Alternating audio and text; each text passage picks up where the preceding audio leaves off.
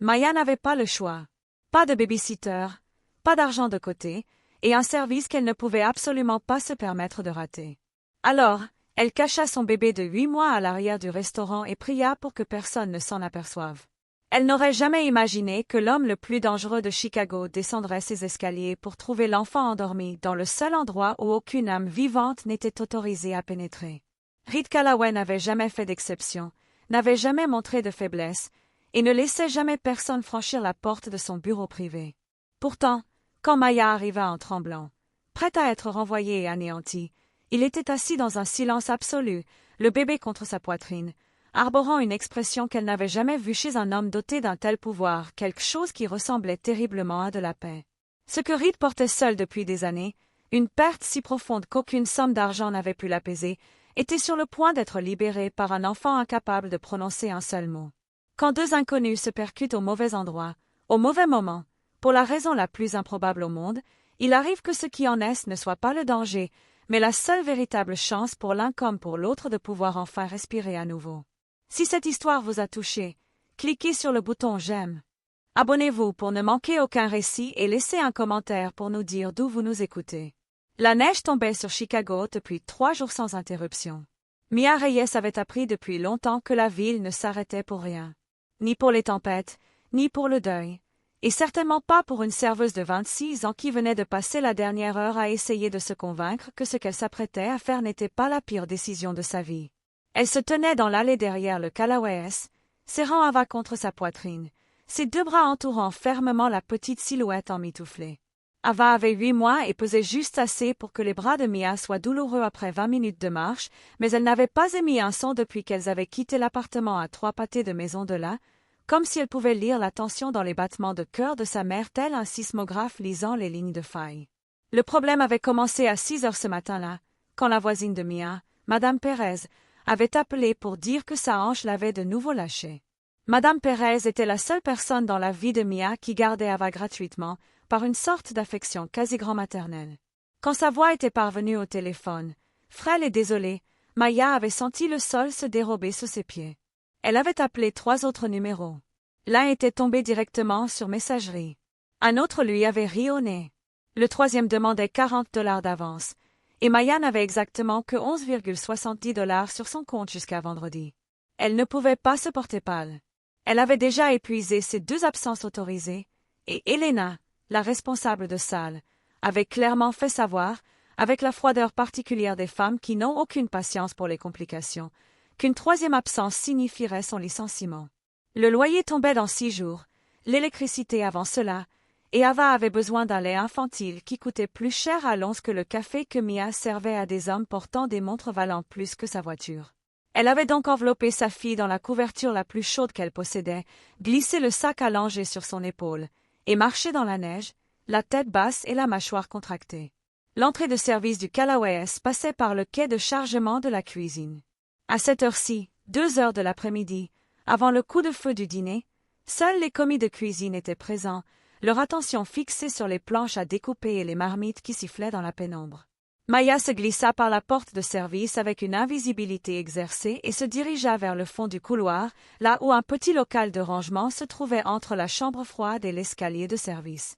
La pièce était à peine plus grande qu'un placard, mais il y avait un coin de sol propre près de l'étagère du bas, et Maya planifiait cela depuis 3 heures du matin. Elle étala une nappe pliée sur le sol, posa le tapis rembourré du sac à langer et y déposa Ava avec la précaution méticuleuse de quelqu'un qui manipule un objet fragile. Ava leva les yeux vers elle, ses yeux sombres et sérieux qui semblaient toujours trop savants pour une créature si nouvelle au monde, et tendit une petite main vers le visage de Mia. « Il faut que tu sois très sage aujourd'hui », chuchota Mia en pressant ses lèvres sur le front de sa fille. « J'ai besoin que tu sois la plus calme que tu aies jamais été de toute ta vie. » Elle laissa la porte entr'ouverte de quelques centimètres, plaça un hochet à portée de main, borda les jambes d'Ava et se releva lentement, chaque instinct de son corps lui hurlant de rester. Mais il n'y avait pas d'autre solution. Il n'y avait que cela, les 6 heures à venir, et l'espoir que 8 mois d'un tempérament calme et autonome tiennent assez longtemps pour qu'elles s'en sortent toutes les deux. Elle était allée voir Ava 2 fois durant la première heure, une fois à 15h15 et une autre à 16h. Les 2 fois, le bébé était exactement là où elle l'avait laissé, somnol et serein, un poing serré contre sa bouche dans ce geste d'apaisement que Maya connaissait aussi bien que sa propre respiration. La troisième fois qu'elle vérifia, à 17h20, le local était vide. Maya resta pétrifiée sur le seuil, fixant la nappe pliée et la couverture écartée, ressentant la sensation exacte du monde s'effondrant sous ses pieds. Elle se déplaça rapidement, ses chaussures de travail silencieuses sur le sol du couloir, fouillant la cuisine, le placard à linge, l'espace derrière la plonge. Rien. Elle parcourut la zone de préparation, appelant le nom d'Ava d'une voix trop basse pour couvrir le bruit ambiant. Elle ne pouvait alerter personne, ne pouvait laisser Elena entendre, et sentait la panique monter dans sa gorge comme une bête sauvage. Elle s'arrêta au bout du couloir, ses yeux balayant chaque porte, pour finalement se poser sur la seule chose dans tout le bâtiment qu'on lui avait interdit d'approcher, clairement et sans ambiguïté. La porte au pied de l'escalier, chêne massif, ferrure en fer noir, aucune poignée visible de l'extérieur. La porte du bureau privé de Reed Callaway, celle que Tommy, le bras droit de Reed, lui avait montrée le premier jour avec une seule phrase « Cette porte n'existe pas pour toi, ni pour personne d'autre ». La main de Maya tremblait lorsqu'elle traversa le couloir, mais ses pieds avançaient déjà. L'escalier menant en bas était éclairé par un unique spot encastré qui projetait une lueur ambrée sur les murs de pierre. Chaque pas lui semblait plus bruyant qu'il ne l'aurait dû, son pouls résonnant si fort dans ses oreilles qu'elle entendait à peine l'agitation de la cuisine au-dessus. L'escalier était court, peut-être 14 marches, mais elle avait l'impression de descendre dans un endroit dont elle ne reviendrait pas indemne. Elle s'arrêta en bas. La porte était entr'ouverte, une lumière chaude s'échappant par l'entrebâillement en une fine ligne sur le sol de pierre. De l'intérieur, elle entendit quelque chose de si silencieux et de si inattendu qu'elle resta immobile pendant 5 secondes avant que son esprit ne puisse l'intégrer. Le silence. Pas le silence tendu d'un homme d'affaires au travail, mais le silence profond et total d'une pièce où l'on n'exigeait rien de personne. Elle poussa la porte du bout des doigts. Le bureau était vaste et faiblement éclairé, les murs tapissés d'étagères en bois sombre remplis de livres qui semblaient avoir été lus plus tôt que d'être là pour la décoration. Une seule lampe de bureau brûlait à l'autre bout de la pièce. Il y avait un fauteuil en cuir derrière le bureau, et dans ce fauteuil était assis Reed Callaway. Il avait 32 ans et la carrure de quelqu'un qui avait décidé très tôt que le monde ne le ferait pas plier. 1,88 m, des épaules qui remplissaient une veste noire cintrée comme une architecture occupe l'espace sans agressivité, mais comme si l'espace avait toujours été destiné à cela. Ses cheveux blonds platine étaient plaqués en arrière, dégageant un visage à la mâchoire saillante, marqué de fines cicatrices et d'une beauté déconcertante. Ses yeux, quand ils se posaient sur vous, avaient la couleur de la glace hivernale, un bleu pâle, presque transparent, de ceux qui semblent tout enregistrer instantanément. Ses yeux étaient fermés. Sa tête était légèrement renversée contre le cuir, sa mâchoire détendue, la tension permanente que Maya associait à son visage s'était entièrement dissipée. Sa main gauche reposait sur la coudoir. Sa main droite, celle ornée de bagues en diamant et de petits tatouages sur les phalanges, entourait avec une douceur extraordinaire le dos d'un nourrisson endormi. Ava était blottie contre la poitrine de Reed Callaway. Elle s'était enroulée contre lui comme les petites créatures cherchent la chaleur, son visage tourné vers l'intérieur, un minuscule poing agrippant le tissu blanc de sa chemise au col ouvert. Sa poitrine s'élevait et retombait selon le rythme lent et parfait d'un sommeil profond. Elle semblait totalement, profondément en sécurité. Maya ne pouvait plus respirer. Elle se tenait au seuil de la pièce la plus interdite du bâtiment, regardant l'homme le plus dangereux qu'elle ait jamais approché tenir sa fille avec une tendresse si pure et si inconsciente qu'elle semblait être une vérité de toujours, attendant simplement d'être révélée. Elle ne sut pas combien de temps elle resta là, assez longtemps pour que la lampe paraisse plus brillante, assez longtemps pour que son propre rythme cardiaque ralentisse, passant du tambour frénétique de la panique à quelque chose de plus calme, de plus complexe. Puis Reed Callaway ouvrit les yeux. Il ne sursauta pas. Il ne chercha rien à tâtons, ne se crispa pas et ne changea pas la position de sa main sur le dos du bébé. Il reprit simplement conscience, comme un homme entraîné à passer du sommeil à la vigilance totale en une seule respiration. Ses yeux trouvèrent Maya sur le seuil avec une franchise qui lui retourna l'estomac. Elle s'attendait à de la froideur, à un ordre, à ce ton particulier de sa voix qui signifiait qu'une erreur allait être rectifiée. Il la fixa longuement, puis baissa les yeux vers le bébé sur sa poitrine, avant de croiser à nouveau son regard. « Elle est descendue toute seule, » dit-il. Sa voix était basse, plus basse que d'habitude, calibrée pour le poids endormi contre lui avec une attention qui semblait involontaire. « J'ai entendu quelque chose derrière la porte, je l'ai ouverte, et elle était assise sur la dernière marche en train de regarder la lumière.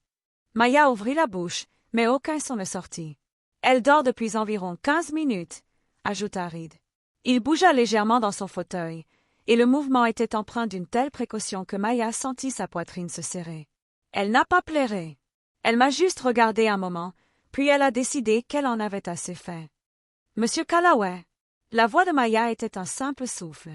Je n'ai pas les mots pour vous dire à quel point je suis désolée. Je n'avais personne pour la garder, je ne pouvais pas rater mon service.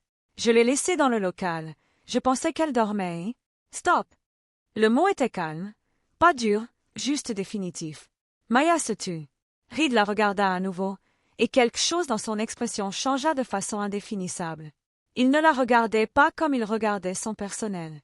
Il la regardait comme on regarde quelque chose que l'on reconnaît, sans savoir pourquoi. « Approche cette chaise, » dit-il en désignant un siège en bois près de la bibliothèque. « Et assieds-toi avant de t'écrouler. » Maya tira la chaise avec des mains encore tremblantes et s'assit sur le rebord, les yeux fixés sur le visage endormi d'Ava, car regarder Reed Callaway directement lui semblait au-dessus de ses forces à cet instant. La pièce était plus chaude que le reste du bâtiment, plus silencieuse, et sentait le cuir, le papier et une légère note boisée qu'elle ne parvenait pas à identifier. Pendant un long moment, aucun d'eux ne parla. Ce n'était pas un silence de tension. C'était le silence de deux personnes arrivées dans un endroit inattendu et essayant encore de comprendre de quel genre de lieu il s'agissait. « Comment s'appelle-t-elle » demanda Reed. « Ava. »« Ava » répéta-t-il, à peine audible. Pas pour elle, mais pour lui-même. De la façon dont on répète un mot quand il signifie quelque chose que l'on n'est pas prêt à expliquer à voix haute. « Quel âge ?»« 8 mois. 8 mois et 12 jours. » Il hocha lentement la tête. Sa main droite décrivit un petit arc de cercle sur le dos d'Ava. Pas un geste délibéré, réalisa Maya, mais un geste involontaire. Le genre de mouvement que fait le corps quand il accomplit quelque chose qu'il connaît par cœur. Quelque chose qui réside dans le muscle plutôt que dans l'esprit. « Elle est calme, » dit-il. « Je n'ai jamais vu un bébé aussi calme. »« Elle a toujours été comme ça, » répondit Maya, la fierté pointant dans sa voix malgré elle. Depuis le jour de sa naissance, elle observe tout comme si elle prenait des notes. Un imperceptible changement traversa le visage de Reed. Pas tout à fait un sourire. Quelque chose de plus discret. « Oui, » dit-il. « J'ai remarqué. » Un nouveau silence s'installa. D'en haut parvenaient les bruits étouffés du restaurant qui commençait à se remplir. Le frottement des chaises sur le parquet, les voix se superposant dans cette ambiance familière d'avant-service. Mia savait qu'elle devait être en salle, mais elle ne parvenait pas à se lever. « Je vais devoir la reprendre, » dit-elle doucement. « Je trouverai une autre solution. Je comprendrai s'il y a des conséquences. J'accepterai votre décision. » Reed ne répondit pas immédiatement. Il regarda Ava avec une expression que Mia ne pouvait catégoriser. Ni douce, ni dure, entre les deux. L'expression d'un homme au bord de quelque chose qu'il ne s'attendait pas à atteindre. « Pourquoi n'as-tu pas appelé pour prévenir ?» demanda-t-il. « Je ne peux pas me permettre une autre absence. Le loyer. Ce n'est pas ce que j'ai demandé. » Il leva les yeux vers elle. « Qui la garde quand tu travailles ?»« Ma voisine, Madame Pérez. Sa hoche l'a lâchée aujourd'hui. » Maya marqua une pause. Les mots sortaient sans sa permission. « J'ai appelé tous ceux que je connais. Il n'y avait personne. » Reed soutint son regard, et elle eut la sensation dérangeante qu'il faisait des calculs derrière ses yeux, pas des calculs hostiles, mais méticuleux. Le genre de réflexion qu'un homme mène lorsqu'il décide que quelque chose est important et qu'il veut comprendre pourquoi. « Tu travailles ici depuis 11 mois, » dit-il. « Tu n'as jamais posé de problème. » Ce n'était pas formulé comme un compliment, mais comme une donnée factuelle. Et d'une certaine manière, cela le rendait plus authentique. « Tu l'élèves seul. » Ce n'était pas une question. « Oui, » répondit-elle malgré tout. Il ne posa aucune question sur le père. L'absence de cette question semblait intentionnelle, comme celle d'un homme qui savait quelle porte il fallait laisser fermer. Il baissa les yeux vers Ava, et cette fois, Maya observa son visage plus attentivement. Les yeux bleus glaciers avaient perdu leur dureté habituelle. Sa mâchoire était immobile. Il regardait le bébé avec une expression oscillant entre le chagrin et la reconnaissance, et cela remua quelque chose dans la poitrine de Mia avec une précision inconfortable. « Monsieur Callaway, » dit-elle prudemment, « puis-je vous demander quelque chose ?» Ses yeux revinrent vers elle. Ce regard qui ne ratait rien. « Tu peux demander. Avez-vous déjà été entouré de bébés? La façon dont vous la tenez, on dirait que ce n'est pas la première fois. Un silence de plomb tomba sur la pièce. Reed ne répondit pas pendant un temps si long que Maya commença à regretter sa question. Puis il expira, un souffle lent et contrôlé qui semblait porter un poids plus lourd que l'air. « Ma sœur, dit-il. » Il s'arrêta. Il semblait choisir ses mots comme on choisit ses appuis sur un terrain instable. Ma sœur Claire était enceinte. Elle devait accoucher en octobre. Il marqua une nouvelle pause. Elle n'a pas atteint le mois d'octobre. Maya sentit les mots tomber un par un, chacun s'installant dans son propre silence. Elle est morte il y a 3 ans, dit Reed, et sa voix ne se brisa pas. Elle était trop maîtrisée pour cela. Mais quelque chose en dessous se fissura, comme le sol bouge avant même que le mouvement ne soit visible. Elle et le bébé. Un accident sur l'autoroute. Ça a duré environ 4 secondes. Je suis désolée, dit Maya, et elle le pensait de tout son être, elle qui savait ce que c'était que d'aimer quelqu'un d'irremplaçable. Je suis tellement désolée. Reed reporta son attention sur Ava. Elle aurait eu environ cet âge, dit-il calmement. La fille de Claire, si elle était née à terme. Nous savions que c'était une fille. Maya ne dit rien. Elle comprit que ce que Reed lui offrait était une part de lui qu'il n'avait offerte à personne depuis très longtemps, et que la seule chose juste à faire était de la recueillir avec soin. Il regarda Ava longtemps sans parler, et le bébé continuait de dormir contre lui, ignorant qu'elle reposait au centre de 3 années de deuil enfoui et du poids d'une vie qui n'avait jamais pu commencer. Soudain, quelque part à l'étage, une porte claqua assez fort pour que le bruit se propage à travers le plancher. Mia fut sur ses pieds avant que l'écho ne s'éteigne. Les bruits de pas dans l'escalier étaient lourds et délibérés, 2 personnes avançant vite. Mia reconnut la démarche de Tommy Ricci avant même d'entendre sa voix. Tommy marchait comme un homme qui avait décidé il y a des années que chaque surface existait pour être conquise. En un instant, le regard de Reed se fit tranchant, le chagrin s'effaçant derrière une façade plus dure et exercée. Il se redressa légèrement dans son fauteuil, avec précaution pour ne pas réveiller le bébé, et sa voix descendit d'un ton pour devenir moins un volume qu'une fréquence. « Reste ici, dit-il. » Il se leva avec une lenteur presque cérémonieuse, berçant Ava contre lui avant de la déposer sur le canapé en cuir contre le mur.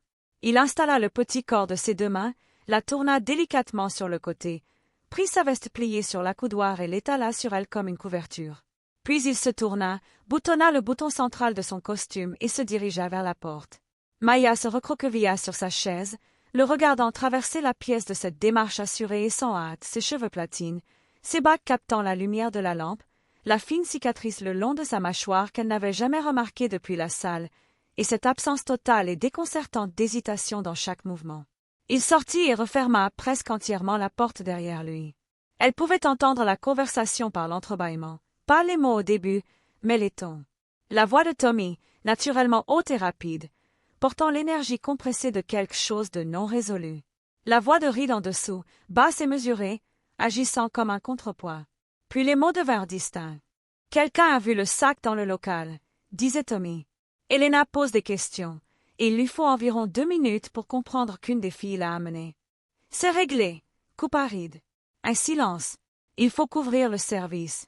Si elle n'est pas en salle, débrouille-toi. Prends Danny au bar. Un autre silence, plus long cette fois. Tu veux me dire ce qui est réglé exactement? Non. La voix de Reed ne changea pas de registre.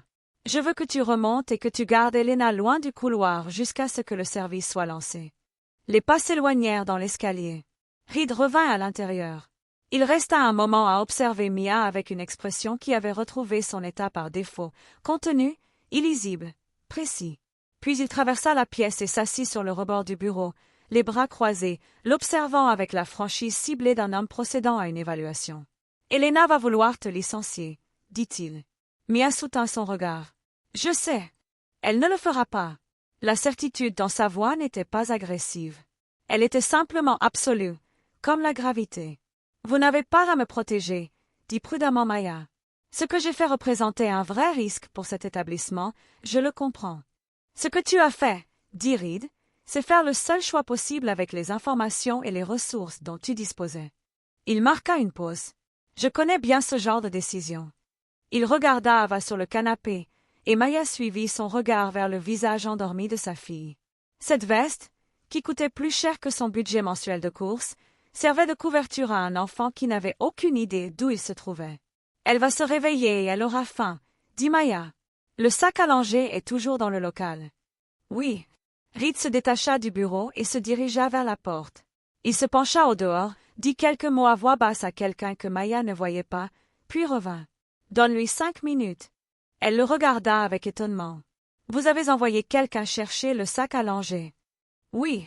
Maya pressa ses lèvres l'une contre l'autre et fixa le sol un instant, car quelque chose dans sa poitrine faisait des siennes. Ce n'était pas seulement de la gratitude. Bien qu'il y en ait, c'était plus complexe. La sensation d'être vue par quelqu'un dont elle pensait que le regard était dirigé vers un tout autre monde. « Puis-je vous demander autre chose ?» dit-elle. Il inclina légèrement la tête. « Une autorisation. Qu'est-il arrivé à l'homme qui était avec votre sœur ?» La mâchoire de Reed se crispa. Un millimètre de mouvement qu'elle ne saisit que parce qu'elle l'observait de près. Il se tourna et regarda les livres sur l'étagère comme s'il requérait toute son attention. « Il est sorti indemne de l'accident, » dit Reed. Il s'en est sorti, puis il a tourné le dos à tout le reste aussi. Un silence. Il n'est plus un sujet. Maya comprit ce que cela signifiait.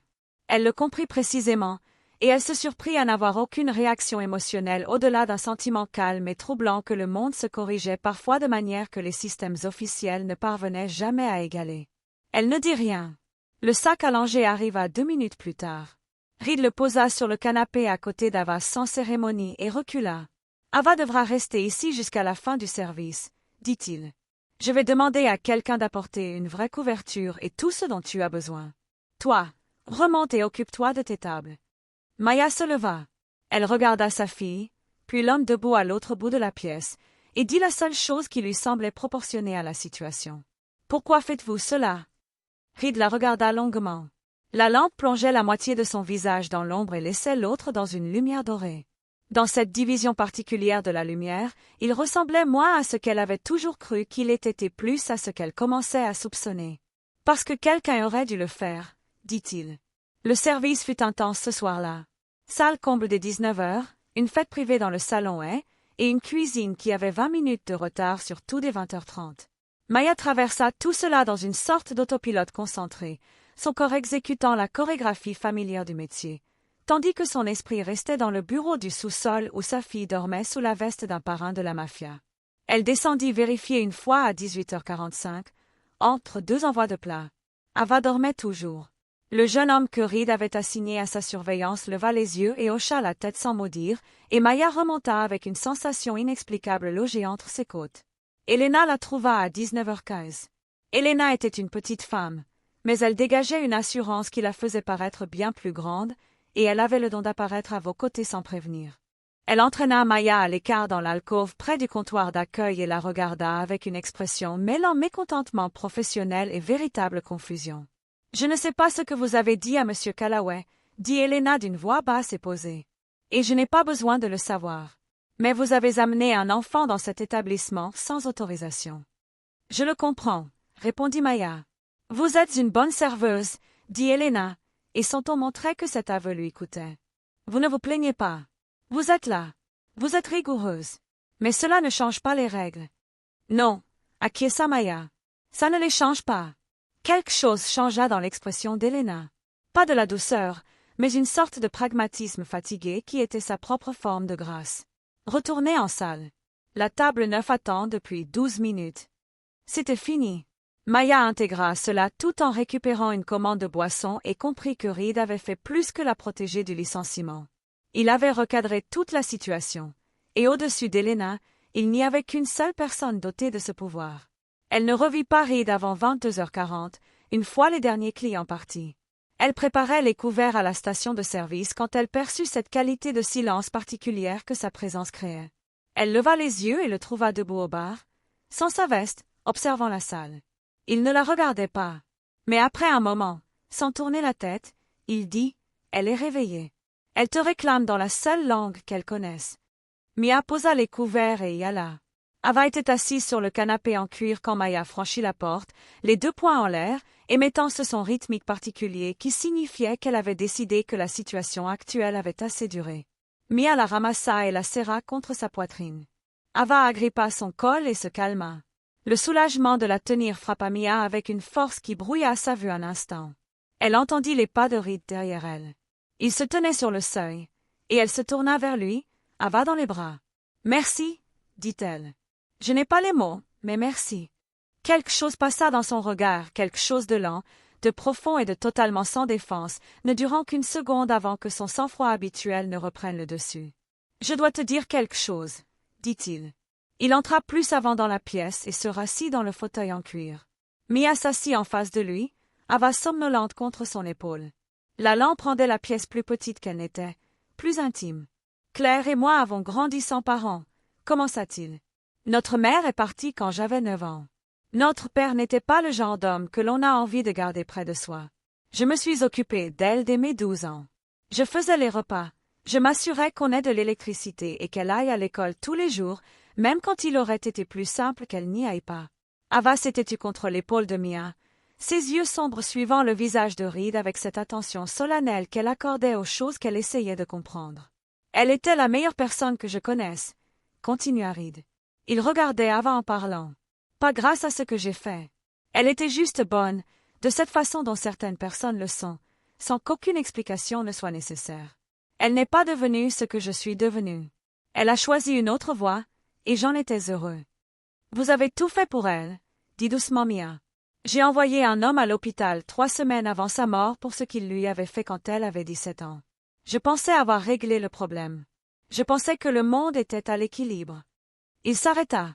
L'accident n'était que cela, un accident. Il n'y avait rien à régler. Il ne restait plus rien après. Plus de direction à prendre. Maya serra Ava plus fort. « Depuis 3 ans, je dirige cet endroit de façon purement mécanique. Aucune raison derrière tout cela, si ce n'est d'avancer. » Il leva les yeux vers elle, et ses yeux bleus glaciers n'étaient plus froids.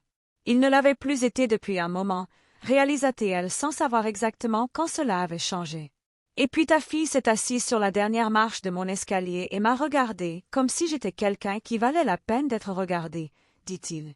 Et je n'ai pas su quoi faire de ça. Alors je l'ai prise dans mes bras. » Maya regarda cet homme qui avait gardé son deuil dans une pièce scellée pendant 3 ans et qui venait d'être accidentellement déverrouillé par un bébé de 8 mois qui n'en savait pas plus. Elle sentit quelque chose s'apaiser en elle. Pas de la pitié, rien d'aussi petit. Quelque chose qui ressemblait à de la reconnaissance. La reconnaissance particulière de quelqu'un qui survit dans sa propre pièce scellée et qui trouve soudain la porte ouverte. « Elle fait ça, » dit Maya. « Elle choisit les gens. » Reed regarda Ava, et le bébé tendit un bras vers lui avec l'assurance inconsciente de quelqu'un qui a déjà pris sa décision. Et Reed Callaway, qui n'avait rien tendu vers personne depuis 3 ans, se pencha en avant dans son fauteuil et la laissa attraper son doigt. 2 semaines passèrent. Des semaines ordinaires, service après service. Ava était chez Madame Pérez les bons jours. Et les jours où sa hanche la faisait souffrir, on entendait un coup discret à la porte de l'appartement de Mia le matin. Un homme qu'elle ne connaissait pas lui remettait une enveloppe contenant $300 et une note d'une écriture sobre et précise. Pour la garde. Ne discute pas. Elle ne discuta pas. Elle vit Reed 2 fois durant ces 2 semaines. Une fois au restaurant, un bref signe de tête dans le couloir, son regard croisant le sien avec une franchise différente, plus délibérée comme un signe qui signifiait bien plus. La 2e fois, il vint à la porte du local à la fin d'un service tardif. Il resta sur le seuil, regarda Ava un long moment, puis Maya. « Elena cherche un superviseur de salle, » dit-il. « Le poste est payé $18 de plus de l'heure et les horaires sont fixes.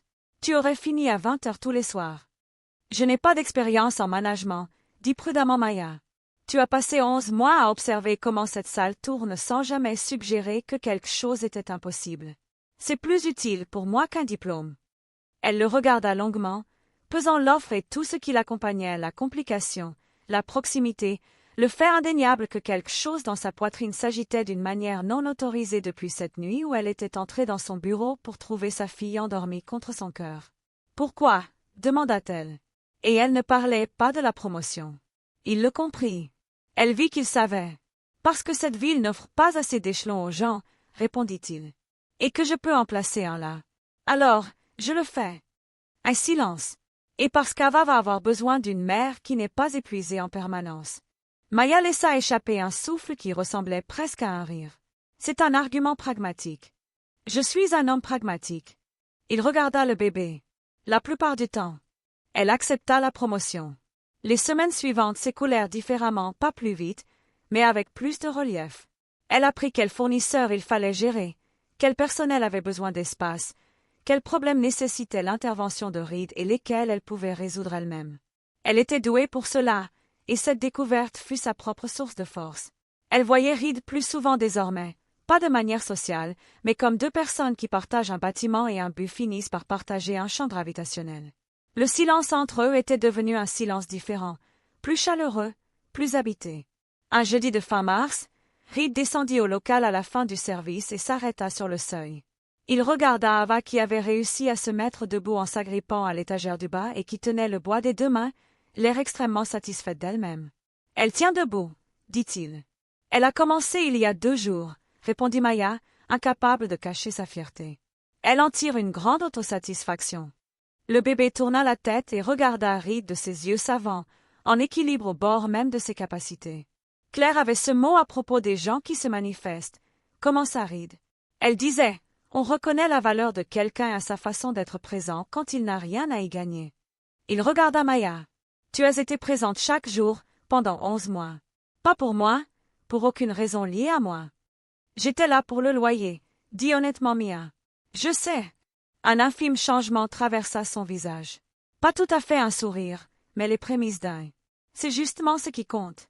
Il entra dans la pièce pour la première fois, s'approcha de l'endroit où Ava se tenait contre l'étagère et s'accroupit à sa hauteur avec le mouvement lent et délibéré d'un homme qui a appris à faire attention aux choses précieuses.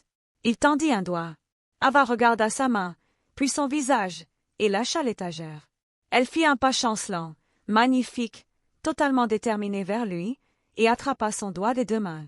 Elle resta là, vacillante, triomphante, absolument certaine de venir d'accomplir quelque chose d'important. Reed resta parfaitement immobile, contemplant cet enfant qui avait marché vers lui. Mia observa son visage et vit ce qui s'y passait, à découvert. Le chagrin, l'amour, les 3 années de pièces scellées et la grâce particulière d'être choisi par un être qui ne sait pas encore qu'il devrait avoir peur. Tout était visible. Il leva les yeux vers Maya. Elle devait s'appeler Iris, dit-il. La fille de Claire. Elle avait déjà choisi le prénom. Maya sentit les mots se poser comme le deuil se pose quand on est enfin autorisé à être le témoin de celui d'autrui, avec poids, et la compréhension que ce n'était pas une petite chose qu'il plaçait entre ses mains. Iris, répéta-t-elle. Il hocha la tête et regarda de nouveau Ava, qui tenait toujours son doigt, profondément satisfaite de l'état du monde. Claire l'aurait aimé, dit-il. Il se releva lentement. Ava lâcha son doigt et se laissa tomber sur les fesses avant de chercher déjà la prochaine chose à escalader. Reed regarda Maya dans la pénombre du local. À l'extérieur, Chicago faisait ce qu'elle fait fin mars, de la pluie et du froid, avec la première suggestion timide de quelque chose de plus doux en dessous. « Je ne vais pas te faire de promesses que je ne sais pas tenir, » dit-il. « Ce n'est pas mon genre. »« Je sais, » répondit Maya. « Mais je ne veux pas que ce bâtiment redevienne ce qu'il était avant qu'elle ne s'assoie dans cet escalier. » C'était la chose la plus sincère qu'elle ait jamais entendu dire. Elle comprit qu'il le savait aussi, qu'il l'avait dit malgré tout, et que ce choix de le dire était en soi la réponse à une question qu'elle n'avait pas su formuler. « Moi non plus, » dit-elle. Depuis le sol, Ava émit un son d'accord catégorique. Reed baissa les yeux vers elle, et cette fois, les prémices devinrent réalité. Un sourire calme, bref, tout à fait vrai. Maya le rangea précieusement dans cette partie d'elle-même qui garde les choses essentielles, car elle comprenait que cet homme n'offrait pas cela souvent, et que lorsqu'il le faisait, cela signifiait quelque chose qui se passait de mots. Il ramassa le sac à langer, le lui tendit, et ils montèrent l'escalier ensemble, tous les deux et le bébé, traversant le restaurant silencieux vers la porte où Chicago les attendait, froide et lumineuse sous la pluie de mars. Et la dernière chose que Reed Callaway dit ce soir-là, debout à l'entrée de service, la main sur la porte, ne fut ni une déclaration ni une promesse. Ce fut une unique phrase tranquille qui contenait tout ce qu'il savait dire. Ava savait ce qu'elle faisait, dit-il. Depuis le début. Il leur tint la porte ouverte. Maya sortit sous la pluie, sa fille dans les bras, portant le poids chaleureux d'une vérité qu'elle commençait à peine à saisir. Parfois, les portes les plus importantes de votre vie ne sont pas ouvertes par vous, mais par quelqu'un de 8 mois qui ne sait pas encore qu'il n'est pas censé être là. Faille!